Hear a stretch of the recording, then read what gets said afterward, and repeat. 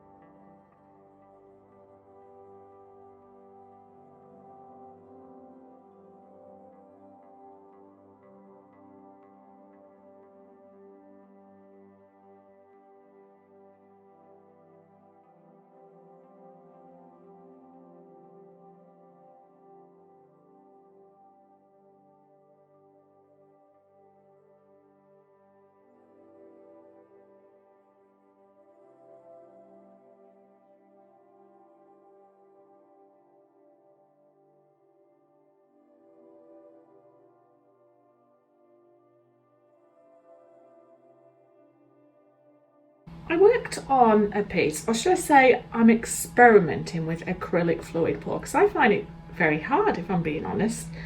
I'm just learning it. I'm learning how to get a feeling and expression without drawing a purposeful image. I'm having to go at some of the things like I'm seeing like Dutch pours and everything like that. And I'm pretty crap at it, if I'm being honest.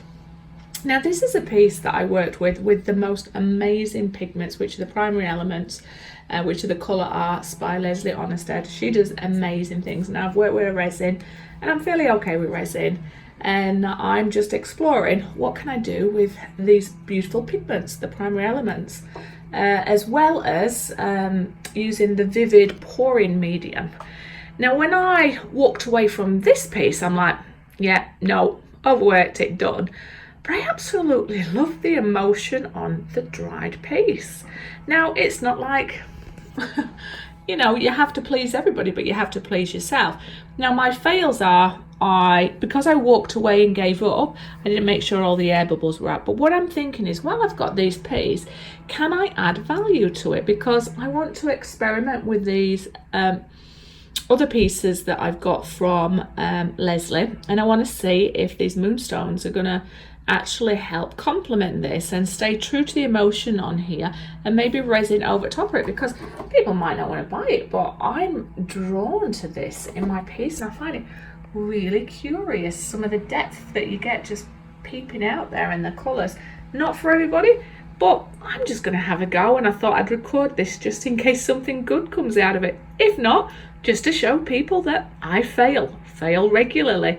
But what I keep doing is picking myself up, brushing off the glitter from me and trying again. So let's explore this and let's see what we can come up with. What I want to have a go with, if I use these moon rock, they're painted, different colours in here. Can I do anything to complement this, or should I have just left it as is? But I'm curious and I want to explore, so I'm just trying to work out what colours I want to use. But yeah, I'm going to work with potentially gluing it on with my Mixation if it's going to work, and then resin over it. But let's have a go and let's see how I can do it without absolutely ruining.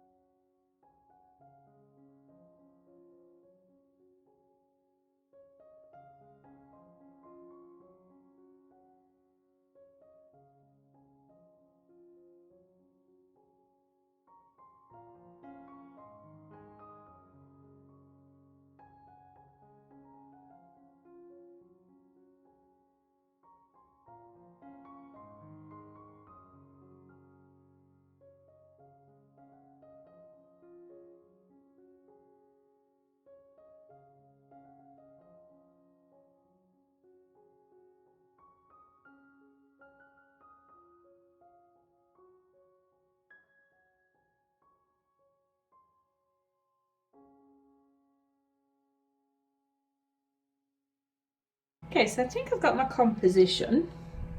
I think I just want to have it so it's brisking up, coming up here, complementing the colours that's already there.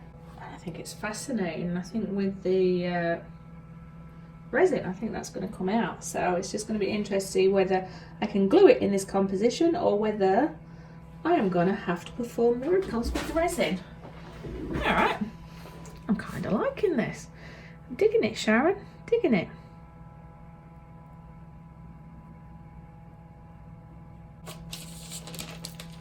I actually really like that. Might be high on glue, but I love that. I think it's simple, elegant, and complements the feeling of the other one. But let's see how that dries in about an hour, and then we'll come in and we will add the resin. But the ones I've used was the Pearl or Rose Petal Natural Mica Minerals. I used also the Poseidon Grotto Natural Mineral Mica, which is the Moon Rocks painting. And last but not least, a little bit of the Azure Natural Mica Mineral, which is also the Moon Rock painted. And Leslie, thank you so much for giving us the gift of colours and different materials to have fun with and play. Yeah, I really like that. I hope you do too. Let's let that set to one side and come back in an hour. Hi, welcome back to Sharon from Vivid Days. We are going to be doing the final stage on this, so I'm going to come in with resin. The glue that was under this Moon Rock has now dried. I've checked that my composition sort of stays as it's meant to be, and it does. I have made sure that my board is level. Let me just check that now I've moved it. Paranoid. There you go. As level as it can be. And I am going to be covering this with resin. The resin I am going to be using today is Craft Resin. Now, I've not worked with this before in a project I'm sharing with you. Behind the scenes, I'm working on a very big project with it, and so far I am loving this resin. I've still got a second layer to do on the other video, so this one will come out before it, but I have pushed this to its limits, and it is a beautiful resin to work with. So it's Craft Resin, and obviously it's a resin 1:1, so 1 part resin to 1 part hardener. It has a high gloss epoxy clear coat, and it is odorless, and I can attest to that. Low odor, there's no sweet smell or anything like that. It does say that it's non-toxic, great with UV, yet to see how that does stand up to it, but it's always great to have that. Bubble free, non-flammable, and no VOCs, and it's available in UK, which is www.craft-resin.co.uk. I'll put a link in my description. I don't expect you to remember that, but what I have noticed is it's a curing time of 24 minutes, and it says it's got a working time of 45 minutes, but I worked on a piece today for 1 hour and 10 and really pushed it to its limits and watched that up and coming video. There are some things for you to be aware of. It does state that it's bubble free. Now, when I'm mixing this resin, there are a few bubbles that are in there. That's probably me mixing it, but what you do find is that these are raised to the top fairly effortlessly, and a little bit of a torch and it will come off, or you can blow on it, or a little bit of heat will remove them. Now, I'm not rushing with this because of the amount of time that it takes. I'm just gonna let some of those bubbles come to the top organically.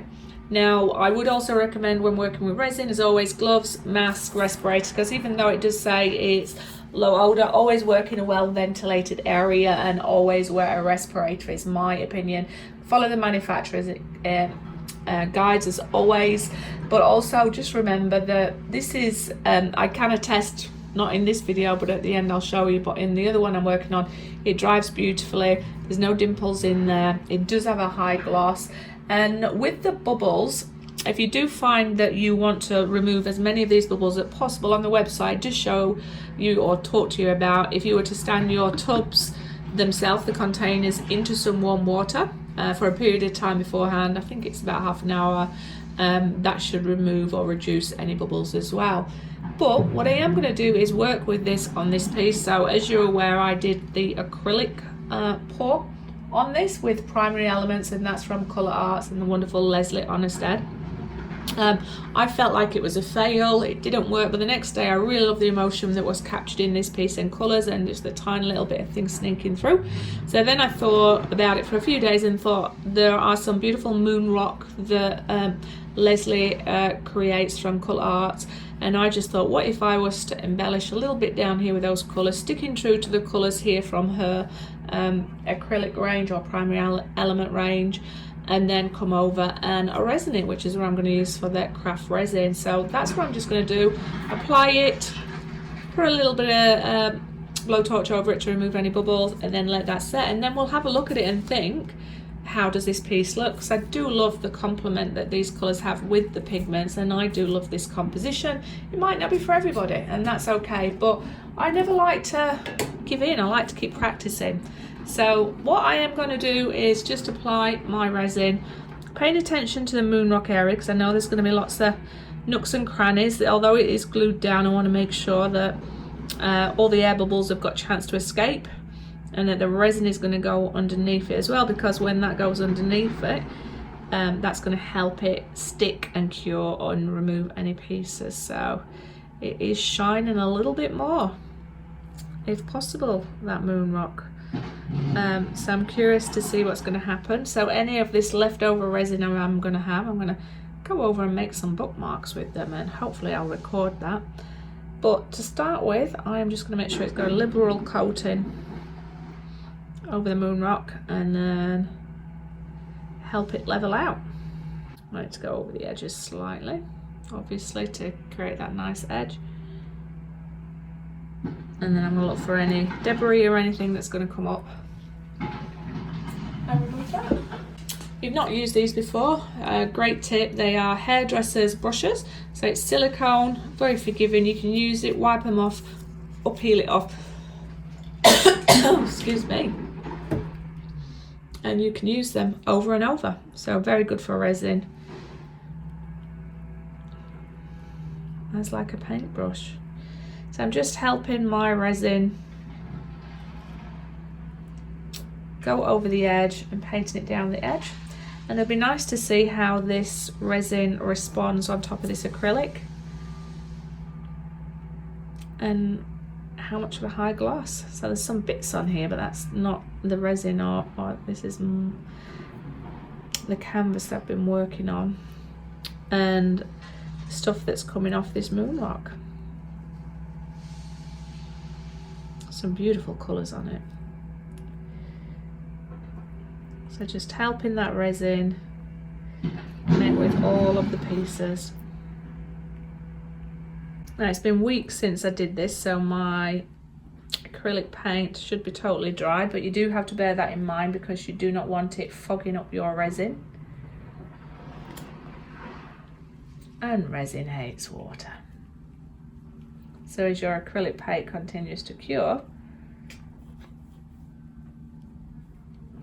that's the risk if you're doing it prematurely. You want to make sure as well that there are no craters in your resin.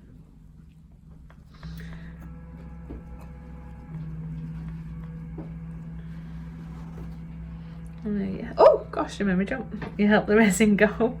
Thank you. To where it's meant to be. My lovely Neil's just bought me a cup of tea, and Zeus is now moving the camera. You alright? I'll let the cats out, but I'll let you finish that first. Oh yeah. Well, you can close my door. Oh yeah. And then you've got Zeus in it. Yeah. Get on, mate.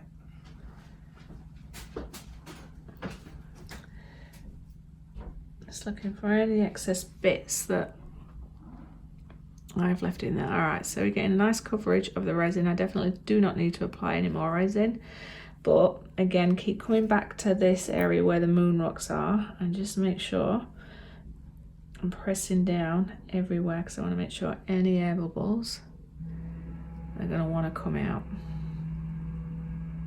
And then I'm going to lightly torch it. I think this is a pretty elegant piece myself.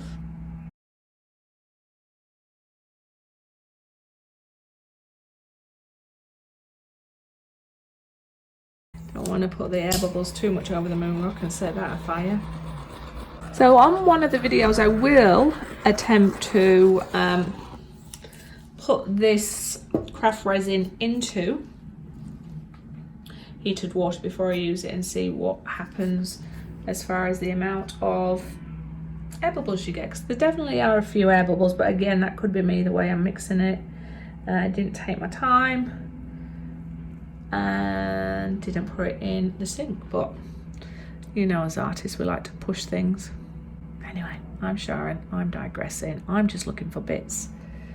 Hi everybody, I'm trying to show you this in the daylight so you can see some of these vibrant colours. So this is the piece that I created with the Colourarte pigments, experimenting with acrylic fluid art.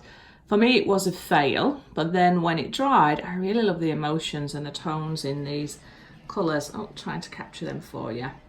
And then I wanted to think, well, can I embellish this? So I thought I'd try the moon rocks from Leslie Honestead, which is the Colourarte as well. And I really feel that this helped complement and bring out the tones and the colours in this piece. And these moon rocks are just stunning. So I resined over it with the Craft Resin, and that as it did really nice. There's a couple of imperfections, but that's user error. I've got a tiny little bit of fluff in the top corner, and there's just some edges where from a canvas point of view it didn't adhere as well as it could have done. You can just see that imperfection there, but that's okay. I'm just going to lightly sand it back and do another coat on that. But I absolutely love this piece. I'm going to take you for a close-up now. I just want you to be able to see some of the effects and colours. I'm sorry for the reflection, but I really do enjoy this piece, and sometimes I think with great fails there's great learns. And these moon rocks, the different shades and everything, are just beautiful. So the thing that I was mindful of is making sure that you leave enough time for it to cure so that your air bubbles come out the side, and that definitely has cured over top, or adding to that protection, and it's actually made it quite shimmery. Anyway, I'll hold it at different angles, see what you can see. So that's that air you can see just there. Overall, I really enjoy this piece, so I would love to know what you think. I would love to know if you failed on an acrylic pour, or if you've oh, turn it around to catch the sun again for you. Oh, there we go. Oh, it's awful when the sun's there. Yeah, so what am I trying to say other than I'm Sharon and I digress? I'd love to know if you've ever worked on a acrylic piece or a pour or any kind of art that's failed, but you've then removed all your boundaries and decided to give it a go and experiment. And have you had any delightful successes? And have you used this craft resin before, or the Colourarte pigments, or the moon rock? And what are your thoughts on that? So Leslie, thank you again for being amazing and providing us with great things for artists to explore. And I just want to say, if you enjoy my video, art, or if I give you inspiration to try something that you want to perfect yourself, I'd love to know about that. So thumbs up, subscribe, share, comments are always welcome. And remember, ooh, making you dizzy there, be kind to everybody, support all artists, and yeah, I'll see you on the next video, because I'm Sharon, I've digressed and I've lost my chain of thoughts.